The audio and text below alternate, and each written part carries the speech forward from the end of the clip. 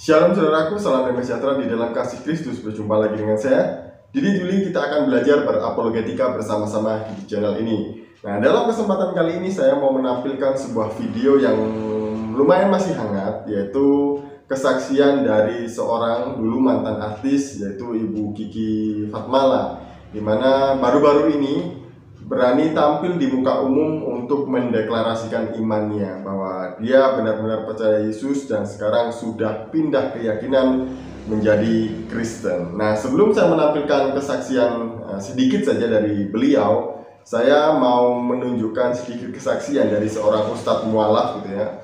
Nah, ustadz ini sering bicara tentang pemurtatan di Indonesia, bahwa ada banyak pemurtatan yang terjadi di Indonesia gitu ya.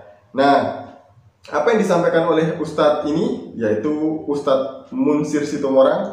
Sebelumnya mari kita melihat video berikut ini. Memelihara keluarga kita dari kehancuran akidah dan aliran sesat. Karena pertumbuhan orang murtad semakin tinggi. Laporan sama saya setiap hari, kalau dulu orang murtad dari kelompok masyarakat terbelakang, dari pedalaman, dari pedesaan, sekarang justru dari kaum intelektual. Kemarin laporan 2 orang, dua-duanya sarjana. Ya. Yang kedua, tolong ibu mulailah hari ini, malam ini, dekati anak, rangkul anak. Jangan percaya sepenuhnya anak keluar pada hari Ahad, apakah mengatasnamakan futsal, atasnamakan ekskul, atau mengatasnamakan acara di kampus. Karena kejadian ternyata jamaah saya anaknya di salah satu tempat di Jakarta ini sudah berbulan-bulan murtad. Seorang wanita, dia jujur mengatakan, "Ma, saya sudah Kristen." Saya kejar data sama ibunya langsung. Apa yang ibu amati beberapa bulan terakhir? Itu dia Ustadz katanya. Sekian bulan belakangan ini setiap Ahad, bukan minggu ya Bu, setiap Ahad dia selalu berangkat pagi. Jadi saya sinyalir dia itu ke gereja, tapi tidak terpantau orang tua. Kalau perlu memalsukan KTP. Yang kedua, kenapa semudah itu anak-anak muslim murtad yang berpendidikan dari kalangan orang kaya, orang educated? Jawabnya sederhana, pondasi agama lemah. Dia beragama tapi tidak memahami agama yang yakini. Yang kedua, dia mungkin dari sekolah Islam yang terkenal tapi doktrin akidahnya masih lemah. Sebenarnya juga ada video lain dari ceramah Ustadz Munsir Sitomorang yang mengatakan bahwa perkembangan kekristenan di Indonesia itu sangat pesat sekali ya. Bahkan ada 380% perkembangannya gitu ya. Jadi Pak Ustadz ini sedang mewejang atau mewanti-wanti orang tua supaya hati-hati dan mengawasi anak-anaknya supaya tidak terpengaruh dengan orang Kristen ataupun menjadi murtad. Jadi dalam setiap ceramahnya saya sering melihat bahwa Ustadz Munsir Sitomorang ini memang sering membahas tentang bahaya pemurtadan di Indonesia gitu ya.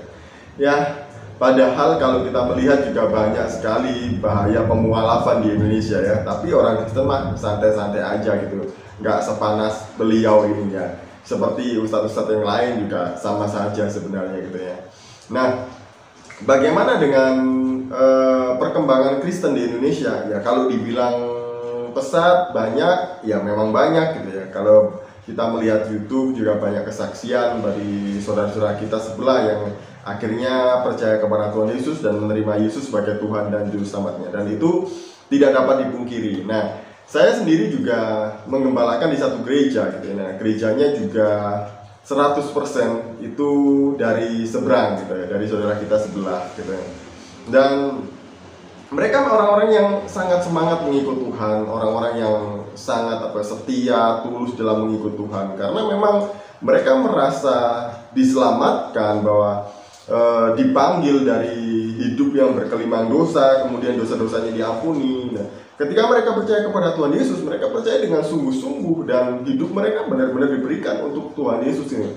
Bahkan ada banyak juga orang-orang atau saudara-saudara kita yang dari sebelah kemudian percaya kepada Yesus, rela memberikan nyawanya untuk Tuhan Yesus atau demi imannya itu. Nah, sekarang mari kita melihat sedikit kesaksian dari Ibu Kiki Fatmala. Nah, bagaimana cara beliau percaya kepada Tuhan Yesus waktu itu. Dan jadi sebenarnya ada banyak cara ya bagaimana orang percaya kepada Tuhan Yesus. Nah, salah satunya adalah Ibu Kiki Fatmala berikut ini.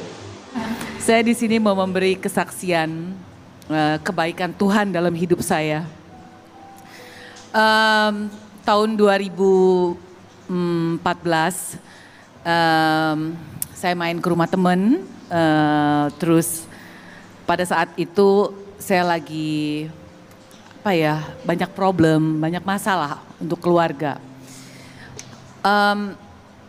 Saya dengerin lagu, waktu itu saya nggak ngerti lagu rohani, saya nggak ngerti. Tapi saya dengerin lagu di rumah dia itu yang bikin saya kok bisa nangis. Gak tau air mata saya keluar terus sampai gak bisa stop. Terus saya dengerin terus pujian-pujian penyembahan lagu-lagu rohani. Terus ini singkat cerita aja biar gak terlalu lama ya. Terus saya bilang sama teman saya gini, ini lagu apa ya? Terus teman saya bilang ini lagu rohani. Terus saya minta didengerin lagi lagu-lagu yang lain. Saya sering datang ke rumah dia beberapa kali. Saya bilang saya mau denger lagi lagunya. Denger lagi di rumah dia. Terus akhirnya teman saya bilang, kamu ngerasain apa? Aku tuh ngerasa kayak denger lagu itu ada damai. Aku juga gak tahu rasanya kok bisa keluar air mata, sedih aja. Terus aku bilang, boleh gak aku ikut ke gereja? Pertama kali 2014 setelah dengar lagu rohani. Puji Tuhan. Terus pertama kali saya ke gereja sama teman saya diajak duduk paling depan seperti ini di depan. Waktu saya lihat kamera langsung saya gini, aduh mati deh. Aduh saya ketakutan. Ketakutan kalau orang tahu saya di agama yang lain. Jadi saya takut masuk gereja tapi saya mau dengar. Saya duduk paling depan diajak sama teman saya bilang sama teman saya, bisa nggak kita duduk paling belakang biar nggak kena kamera. Terus setiap kamera ke muka saya selalu begini, saya ketakutan. Terus akhirnya setelah pulang dari gereja, saya selalu pulang dari gereja saya ngerasa happy, saya ngerasa kok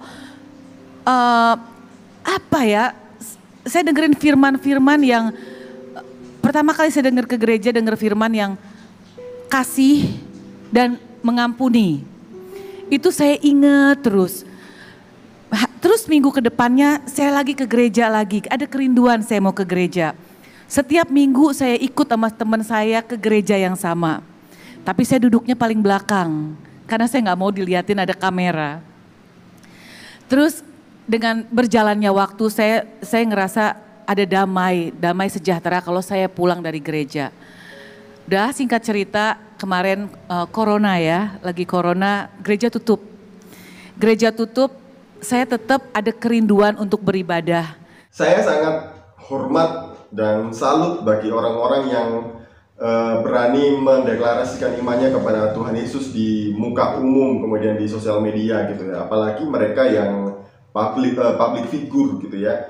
Karena ini tidak mudah bagi mereka. Sekali mereka mendeklarasikan iman kepada Tuhan Yesus, kemudian mereka menyampaikan bahwa mereka menjadi Kristen, maka resiko yang akan mereka tanggung itu sangat besar ya. Bisa saja mereka tidak akan mendapatkan job lagi gitu ya. Tapi mereka berani melakukan itu gitu, karena mereka percaya bahwa Tuhan Yesus tidak akan membiarkan mereka sampai mereka kelaparan, kesusahan, tidak. Dan Tuhan Yesus pasti akan memelihara anak-anaknya dengan baik.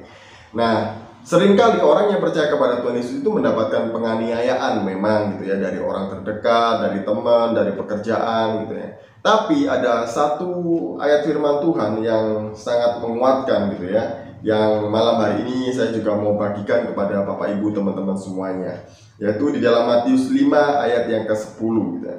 Berbahagialah orang yang dianiaya oleh sebab kebenaran, karena merekalah yang mempunyai kerajaan surga. Jadi kita, meskipun kita percaya kepada Tuhan Yesus dan kita mendapatkan aniaya gitu ya, jangan takut, karena kita punya Bapa yang kekal, kita punya Tuhan Yesus dan kita punya jaminan bahwa kita nanti akan masuk ke dalam kerajaan surga. Kita akan bersama-sama dengan Dia, Tuhan kita Yesus Kristus. Sekian dari saya, semoga ini memberkati kita semuanya. Shalom, salam waras, Tuhan Yesus memberkati.